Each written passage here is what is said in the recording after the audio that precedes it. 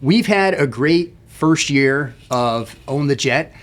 So most of that being in 2020. We started kind of like very early 2025 on this.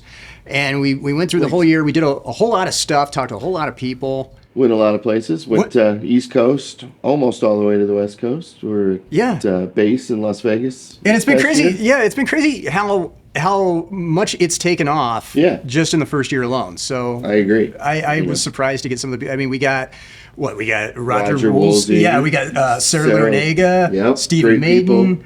On and on, and I know I'm leaving a lot of people out. Please don't be insulted if I leave you out. Yeah, we talked to a lot of people. We've had a lot of great guests. Well, we've covered a lot of different parts of the industry too. We've, obviously with the interiors, tax. We've talked finance, MROs, FBOs, and we've learned a lot about the abbreviations and jargons we use. There's a lot of letters. Yeah. And as we look into 26, going more places, talking to more people, and seeing more of owning the jet and what that's like. Yeah, but first, what I'd like to do is just take a look back at some of the people that we talked to and some of the conversations that maybe people missed. Right throughout the first year of Own the Jet. So let's roll some clips. Put together some stuff of last year. Yeah. So kind of a highlight reel of some of the stuff that we've done already, and some of the people that we talked to, and some of our favorite moments of Own the Jet for the first year. So hope you all enjoy it. Welcome to Own the Jet by Aspen Aero Group, where we share perspectives from some of the leading voices in private jet ownership and business aviation. I'm your host, Derek Savage, along with my co-host, Jason Spoor, president of Aspen Aero Group. Join us as we dive deep into the mechanics, mindset, and moments that define jet ownership. And together, we'll learn what it takes to own the jet. 15, 16, I took my first flying lesson.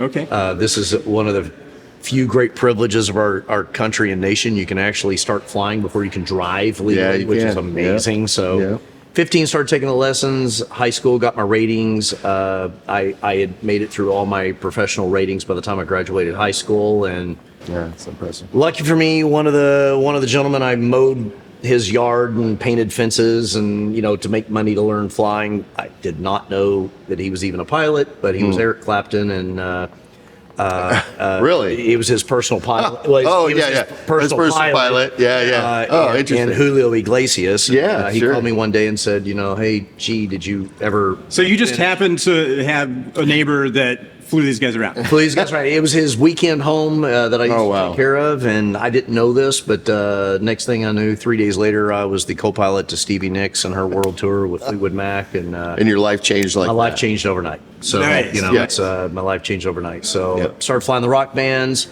started my own company with the rock bands, a lot like what you do. A band would lease a plane because it's pretty. Yeah, for sure. And I happen to also be an A&P mechanic. So I would fly it the day, work on it at night, fly it in the day and work on it at night. We almost missed a concert one time. I was flying the band Chicago. And I owe them a lot, right? So they showed up early, and I'm still greasy from working on the airplane all night. And they're making fun of me, and I'm young, and I'm like, guys, it's not a guitar. It's not a drumstick. It's an airplane, and you lease a pretty plane. You call me to fly it. I said, would you please let me pick out your airplane, because behind the paint might be termites. Right. It's good. That's maybe it's a great airplane. It needs some paint and interior. Agreed. So they said, that'd be a good business. And off I at 19 years old, I heard them tell me to start my business. Not that would be a good business. Anyway, I started my business, and within about 3 years, I was running 90% of all the rock and roll bands in North America on tour. So we grew pretty good for having a good reputation, staying on time, and getting them good, safe transportation. What kind of planes were you using? Primarily Gulfstreams. I had, back in the day, we had Viscounts, Gulfstreams primarily. We had a few Learjets, Saberliners, small jets, but we were running the jets on tour. From that, one night I had a particular country western band that a wife broke her femur. We had to get a medevac. Then one of those showed up, sort of the same thing. I went, why is it not nice just because it's an ambulance? I mean, it looked kind of beat up. So within 6 months, I was in the air ambulance business. Okay. You said we can bend the wing on the 6500. Is that something we can go ahead and take a look at? Let's do it. All right. So flexible wing starts with the fundamental design of how Bombardier puts like flexible mindsets into all wings for the Global. That starts with having slats and flaps. I love that it's flexible mindsets too. It's like we want to stay flexible in our approach to things. But why is it flexible? What's the reasoning for this? It has to be flexible so you have the smoothest ride. Right. So if the wing absorbs turbulence, the turbulence doesn't translate into the cabin for the passengers. So all the way to just holding your drinks in a more comfortable way, to helping like passengers, animals just have a smoother ride throughout the entirety of the flight. Right. It's something that's fundamental, and if you miss it at the design level of the plane, you can't make up for it. So it's just if you don't have this, it's just a rougher ride and it just kind of sucks, right? Exactly. Okay. And it's impossible to have without slats because you have to have an optimized wing, which is small and slender for high-speed cruise, but then for low-speed performance, you really need to make that wing as possible to land, especially in like steep approach airports like Lugano, or when you're trying to get into London City. So that's where the slats and flaps really come in. It's the next level of it is on the Global 7500, where because of the size of the aircraft, the wing is much bigger. So what we've done on the 7500 is actually split the outboard aileron. So when it's at high speed, only a part of it will move so that the wing could continue to flex. So that's just how we think about passenger comfort, but it goes all the way into wing design. Nice. So we can see that flex just standing here, right? So I could flex it a little bit with just one finger. Yeah. So you really just get that little push on it, and you see the wing starts to go. Right. But if you really want to have at it, go for it. All right. Watching that flex. Pretty good. Pretty good. And all of that reduces turbulence for the passengers inside. Because inside, if you look down the wing, there's not much movement, right? It's all out here. Exactly. Yep. So that's the whole idea. Is you can I do this? Can I Please. Okay. So if I'm messing with it, like I'm the air, I'm the cloud, right? I'm the turbulence. They aren't feeling it in there. Exactly. Correct. Nice. Cool. So yeah, wing flex. It's something that will give you a better ride and a smoother ride. So that's something, if you're going to own the jet, might be something you want to consider as you're looking at jets to own, right? Definitely want to check. Do I have slats? Do I have slats? Slats. Just like a smooth. Bombardier has them. Yeah, just like having a smooth bed, you want to smooth slats with that too. Okay, nice, cool. Mark, thanks again, man. Yeah, Thanks for stopping by. So this contract explodes on the 31st. It's the 27th. I'm calling this guy 4 times a day, every day. Hey, man, I know that this is going to sound preposterous, but the bank requires a wet signature on your loan documents. It's like 70% of banks probably require wet physical blue ink signatures. He's at his hotel in Mexico. Okay. The attorney is in Oklahoma. The bank is in Florida. And so... And you're where? And I'm in Chattanooga, Tennessee. Okay. So I'm at home, at my office. Lots of... It's like there's a lot of people everywhere. Okay. The broker is calling me as often as I'm calling the client. We're both trying to get in contact with this guy. Like, you have to sign these documents. And he calls me and he's like, hey, man, what's going on? I was like, what's going on? I've been calling you for 2 weeks. I said, I'm going to email you these documents. I need you to print them. Single-sided. Print, sign, scan, send. I had my finger on the button at Delta to get on a plane to find him. Literally, I was going to go do it for him. I was going to go sit in the lobby. The broker is texting me, meantime, nonstop. Have you gotten it done? Has it gotten? Freaking out. Freaking out. His money's on the line. So I'm like, okay, so I've got everything. And I said, all right, I need you to take this up there. I get the scan. I send it in. And we closed, I think, 48 hours before the deposit would have walked away. And I don't think the VA understood, the lady at the hotel understood, not even sure the client understood how expensive it was going to be if he didn't sign those correctly. This is exactly why you want to have the right people in this situation, because, Preston's going to do what it takes. Some other dude might not. Right. Some other guy might, hey, it's not my problem, buddy. It's yours. And having a broker that had the foresight to kick the hard deposit out further, because he knew no one could get in contact with this client. So it may not have anything to do with anybody's fault other than the fact this guy doesn't answer the phone. But he knew that because he's been working with the guy for 2 years. That's and it's like, get to this point. Exactly. Did it happen recently enough that he's able to get the bonus depreciation for this? It actually happened late enough He was supposed to close before the deadline. Okay. And because he was unresponsive, he saved himself a lot of money in tax. There you go. Isn't that crazy? He was supposed to close on like January 4th, and then he didn't close till like Maybe he had it all planned out, man. He was playing 4D chess with the whole thing. Exactly. He's playing chess and we're playing checkers. So. That's it. Let's just say I'm a rich person with a jet, right? And I want, and I'm hearing about Corporate Angel Network, and well, I'm not a corporation, so oh well. But you're saying we want the flights. We want the flights. You'll take it. For example, we have a group of guy friends. All of them just have money.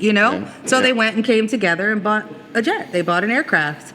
And they kind of share it. They rotate it as buddies. They're kind of like, this is my week, so I'm going to take it, and this is my week. So that's how they kind of have their calendar. Okay. By who has it on the week. So one of them was like, on my weeks, if I'm not doing anything, I want to help Can. Yeah. So there was no. Well, I'm just thinking about this. Like, if I'm in their seat, right? Right. And I have the ability to help somebody in that way, one, I'm going to be able to know that I'm doing my part to help people, right? Which makes me feel good about things. Right. But two, it's like I might make a new friend. I think that's what people need to hear. They need to hear that side of that. Yes, you're doing your part in giving back, right? Yeah. You're filling a seat with hope. That's our saying. You're saving a life, but you don't know who you can meet. And for me, I've been sitting here this whole time, and I probably even haven't smiled this much. But for me, that's the part that I love about it, because that's when we get the phone calls from the patients saying, it was just the best experience. They sat with me. They listened to me. Because I think there's a negative stigma around individuals who own private jets or even business aviation. For sure there is. So your average person doesn't think that they want to do good. Yeah. But they do. And then when they get that experience to sit on their aircraft and talk to them and feel like it's just normal and it's just natural. Yeah. I don't think people understand what that means to the patient. Yeah. And we see it because we get essays long of thank yous and stories and, pictures of the whole crew with the patient. Yeah. So it's amazing. And that's the bright side. Just napkin math. How much kind of like savings could you expect just by doing the right paperwork, having the right timing, consulting with someone such as yourself? Yes. That would be able to help understand all of that. Yeah, generally in Indiana, it's about a 13-year break even. Yeah. So the amount of sales tax you would have paid on lease revenue compared to what you would have paid up front will be the same after 13 years. So you'd pay about 1/13 of $700,000 per year in sales tax on lease revenue. And the real beauty of that in Indiana and states like Indiana is if you sell the plane after 4 years, for example, then you've paid 4/13 of what you would have paid up front. Right. So the remaining 9/13 stays with you when you sell the aircraft. The bottom line from my perspective, what I'm hearing is if you are even remotely interested in owning a jet, you need to have this stuff figured out prior to even talking to anybody about a transaction. Is that how far in advance do we need to? Really, the earlier the better. Yeah. To get started with tax planning and at least kind of table that. If all the tax answers are good, then they can set that aside and we can revisit, 3 months ahead of closing. But it's good to get those questions addressed well ahead of closing. One, so we have a game plan in place when we do find the plane we want to buy and we can move quickly. Yeah. But also if there's something that would prohibit them from taking income tax deductions on the plane, they probably want to know that sooner rather than later, right? So best to get those answers as early as possible. Talking about using the right aircraft, using the right plane for the job. So before you were doing what you're doing here with Tradewind, it sounds like you're either paying way too much for way bigger of a plane to go a short distance, or you're having a subpar experience because it's like an older like piston plane, single pilot piston plane just kind of sucks. Just to fly that. So you're giving. So the opportunity you saw was, how can we give people like that like jet experience like that they like without it costing like huge jet prices. Right. And for many of our clients, they actually do also fly in larger jets. Right. So it's not just a cost savings, I can't afford the bigger thing, but it's about being smart about it. Right. It's about using the right tool for the job. Gotcha. And so we see a combination of that as well. We actually have a brokerage arm of the business where we'll sub out charters to larger jet operators. Okay. And a lot of it is the same clients, but they know that if I'm flying to Nantucket, if I'm flying to the Hamptons, it makes no sense to fire up that big jet. I mean, I hope it's okay to tell this story, but I was young. I love that on the show. If it's okay, it is okay. Yeah. So, if and maybe I would be the same way. If you've purchased this aircraft, you've worked so hard for it your whole life, you want to do what you want to do on the inside and the outside. Mm-hmm. So, I've been doing this about 19 years. I was a little younger when this happened, but I had a client ask me for my very first stripper pole to be installed in a G450. That's hilarious. In the back. And my first thought, and they asked me, they didn't ask me in an email, they asked me in person in front of their whole entourage. And so, here's 12 to 15 or so guys just looking at you, all speaking another language. Okay. Here's the interpreter, and you're like, first thoughts, engineering-wise, structurally, how do we do that? What location? I was like, and what location were you going to have that? They're like, in the back, in the aft cabin. And I'm thinking, well, there's not going to be any room for any seats. I was like, okay, so interpreter, hey, we'd have to, if you're really going to make use of this, we'd need to remove these seats. So then you're losing, 4 passengers, 6 passengers, depending on your So it's funny, instead of just judging the fact that they wanted it, you're just like, how do we make that work? How do we do this? Right. It becomes if you like it, engineering I love it. problem. This is your dream, this is your plane. You absolutely, you worked hard for that. You've worked hard your whole life. If you want a stripper pole, we're going to get you a stripper. I'm not here to judge. That's not my job. There's a higher power for that. No judgment coming from me. You want a stripper pole. I'm going to figure out a way to make that work, but I have questions. Did you? So I had questions. I said, you're going to lose these seats. Is that, this is, the passengers are important. There's a large group of people here. It seems like you're traveling with a lot of people. Where are they going to sit? So, you have to give them the facts. Sure. So I say to the interpreter, these are some of the things I just want them to be aware of, because if we move forward with this, it's going to be very expensive. It's going to be a lot of changes structurally. And then, granted, when you back to reselling, but you go to resell and there's no seats back there. So, there's going to be some things I want them to be aware of. One thing is logistically, will this be that much fun? They're going to, there's not that much room in the plane. Right. Whatever the interpreter says, they think that the group thinks that I said, that I was suggesting that they get little people as strippers. I said, you know what? This has gone to Let's go on to the next one. So this was not. We'll come back to this so later. There's an interpreter involved. So they're not even speaking English to you. No. They're speaking through an interpreter, and you're speaking back through that interpreter, and we're trying to figure it out. So it's I would love to have been in that room. Oh my God. That would have been. And I'm looking at the I'm red as a beet, bit embarrassed, room full of men talking about this. They're looking at me like, is she shocked? Is she not shocked? Does she hate this? Does she love it? And I'm looking at the interpreter are you really saying what I said? Because that doesn't feel like you said what I said. Little people. Here we are. What kind of a room is this? But so that happened. But did you do it? Did you make it happen? Yes.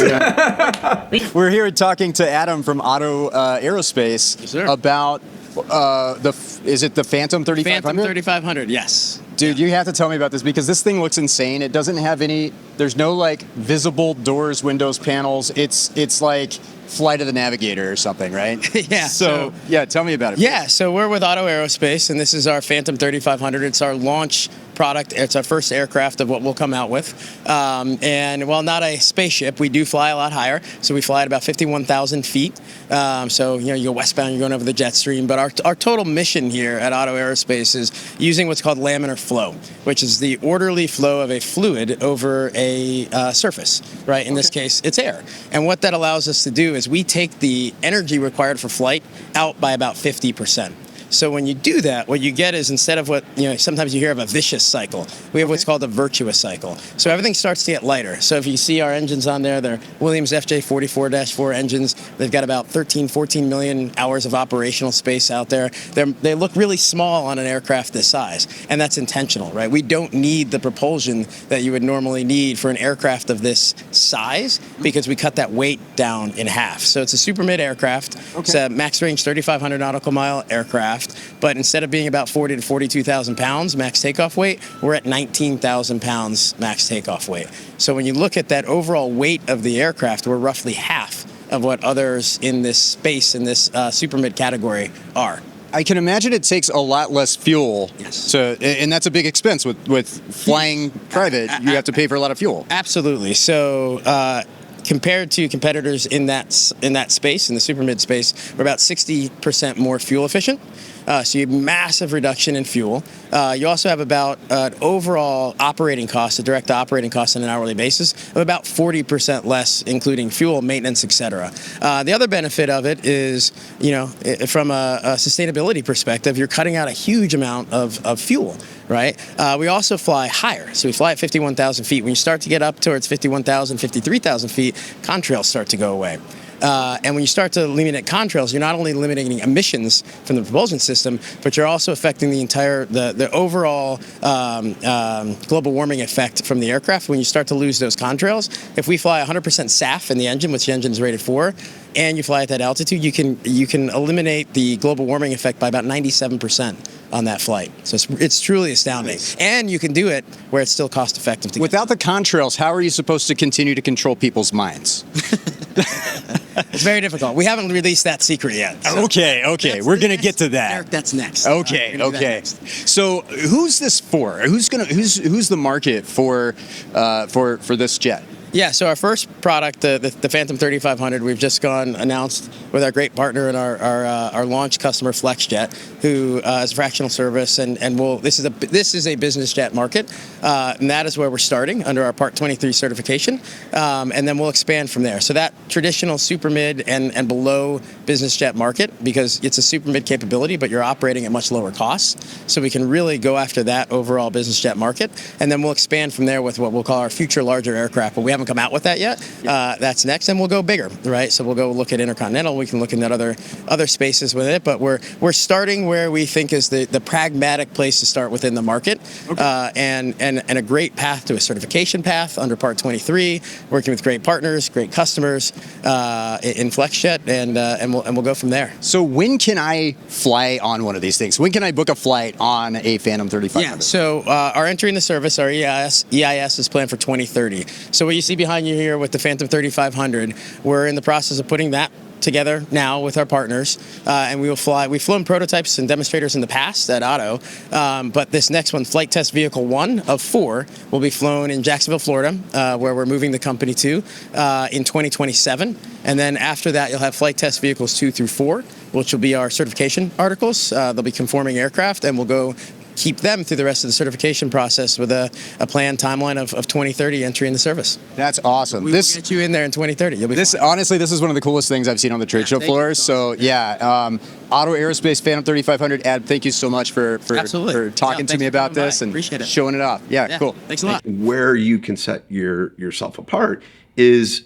driving the commitment of turnaround time. And time is money to the owner and the operator, like you said.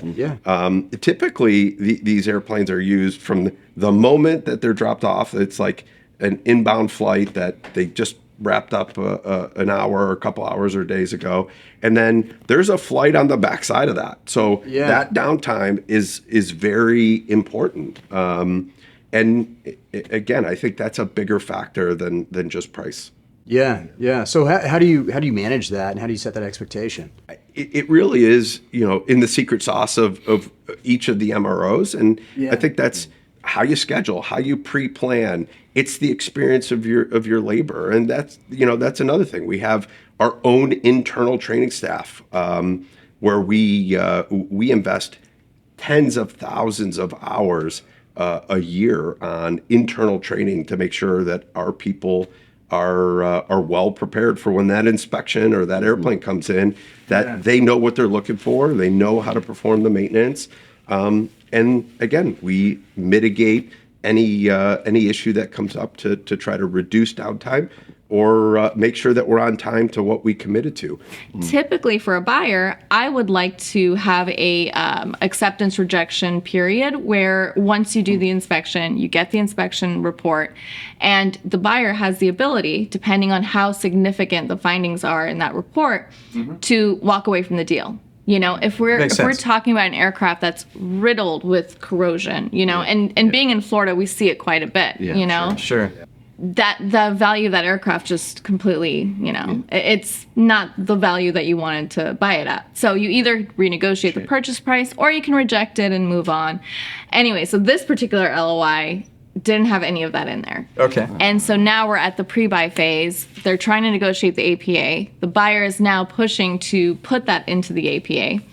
The seller is saying absolutely not. We never agreed to that. APA is the purchase agreement, is that right? That's correct. Okay. Yeah, aircraft purchase agreement. So that's why it's important to hammer out those very important details from the beginning. And it really is setting expectations, you know. There are probably people that are, you said people cancel, so like there's probably people that try to like do all this without a system like CAMP. How does that work? So one of the most important things about CAMP is we keep track of all revisions. So as the OEM puts out a revision to the maintenance manual, we keep track of that and we update the system as those revisions come out, or service bulletins or communiques or airworthiness directives. We update all of that for the customer. If you're doing this in a spreadsheet, now you've got to keep track of the revisions, what tasks have changed, what ADs have come out. And if you're not maintaining the correct revision, you're going to miss inspections. But I mean, does it have like a, I don't know, my car's got a check engine light. Like what, you know, I got a maintenance minder. Does the jet, this is like a big complex machine with a bunch of electronics in it. Does it not tell you what's wrong with it? Well, there are some aircraft that do. They'll tell you that, oh, you have this inspection, there's this going on, or, you know, you have a fault going on with your aircraft.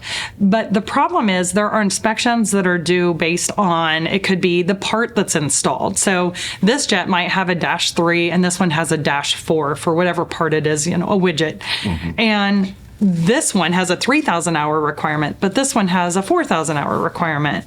So we actually look at that and we will set that up accordingly. Whereas the airplane, it's not going to know what serial number you have on. So it couldn't tell you what's going on unless you were constantly putting that information into the aircraft. Really do your research. I mean, the amount of research I do when I go buy a car or something, I mean, it's amazing how sometimes people just jump right in. So understand the mission, understand the costs of ownership and everything that goes into ownership. So I think those are the two most important things. Yeah, I totally build agree. A team that you trust, right? Yeah. That's the main thing here, is that just gotta know who you trust. Any final thoughts before we wrap things up? I think we covered a lot. I could take 3 hours to do something like this, so we did a lot in 40 minutes here, and I just want to say thanks very much for having me. I think you guys are on to something really, really cool here. Excuse me. I think we're in a very cool industry. Again, I said it earlier, it's opaque, it's niche, it's a very cool, and not a lot of people are doing this in other industries, in other areas of life. You're seeing the podcast and things like that. So the fact that you guys are doing this, I think is really cool. All right, so that is our recap of the first year of On the Jet. We've had so much fun doing the show and talking to all the people that we've had a chance to talk to. Jason, I can't wait for the next year. Yeah, I think coming up this year we've got quite a few people lined up to talk to, and a lot of good surprises I think along the way. We'll definitely go back out on the road and go visit some places and get some good conversations going. Yeah, but there is room. So if there's anything that you'd like to see on the Jet, make sure you comment below. Let us know. Yes. If there's anybody that you feel you'd like to see on the Jet, make sure to tag them and let them know. Yeah. And we'll look forward to all the stuff that we do have in store for the upcoming year. Make sure you're subscribed so you get all that, and we'll see you on the Jet. Thank you for watching On the Jet. If you want to see more On the Jet, make sure to subscribe to our channel on YouTube and leave a comment telling us what aspect of jet ownership you'd like to know more about. On the Jet is brought to you by Aspen Aero Group, your trusted partner in private and corporate jet ownership. Learn more at aspenaerogroup.com. This has been a Savage Media production.